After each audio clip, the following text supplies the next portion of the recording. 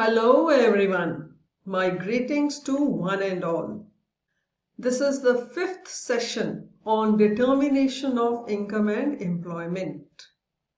In the previous session, you have understood about investment or capital formation. I am Poonam Vohra from Macroeconomics Learning Center. This session focuses on few concepts which are very important in order to understand the equilibrium level of income through aggregate demand, aggregate supply approach, or through savings and investment approach. So let us begin. Actual and planned, and is termed as ex post and ex ante. Let's understand what does it mean.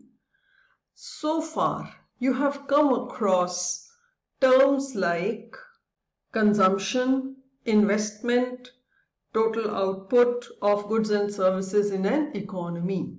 Now, these terms have dual connotation.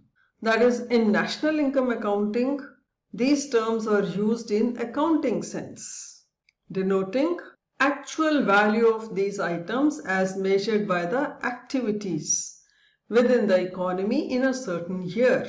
So these are actual accounting values, that is ex post measure of these items. These terms can be used with a different connotation also. Consumption may denote not what they have actually consumed, but what they had planned to consume during the same period. Similarly, investment can mean the amount a producer plans to add in his inventory. It may be different from what he actually ends up doing. So planned values are ex ante measures. In the theoretical model of economy, ex ante values of the variable is the primary concern. If anybody wants to predict what the equilibrium value of final goods output or GDP will be, it is important to know what quantities of the final goods people plan to demand or supply. So we must learn about the determinants of ex ante value of consumption, investment and aggregate output of the economy. What does planned consumption depend on? People spend a part of their income on consumption and save the rest. Different people plan to save different fractions of their additional income. If average of these is found, one may arrive at the fraction which gives an idea of what proportion of the total additional income of the economy people wish to save as a whole. This fraction is called marginal propensity to save. It gives us the ratio of additional planned savings in the economy to the total additional income of the economy. Similarly, marginal propensity to consume is the fraction of total additional income that people use for consumption. Similarly, investment decision by producers, such as whether to buy a new machine, depends to a large extent on the market rate of interest. For simplicity, it is assured that firms plan to invest the same amount every year, and such investment is represented as autonomous investment in the economy in a given year. Few more concepts that one has to understand. One is full employment.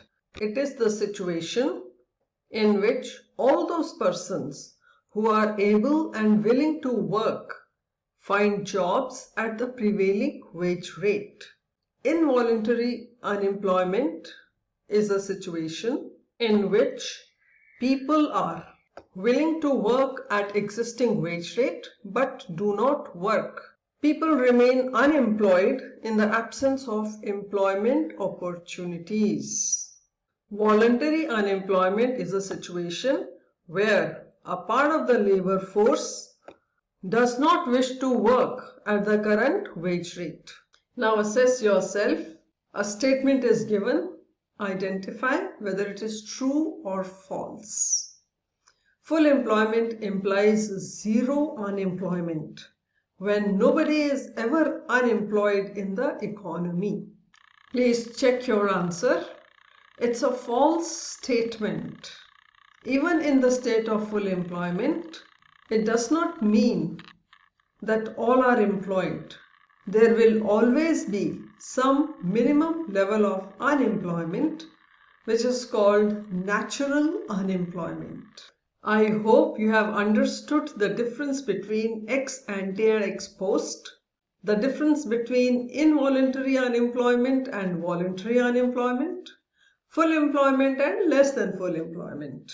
With these concepts, the session comes to an end. The next session would focus on aggregate supply. Till then, keep reading and keep learning.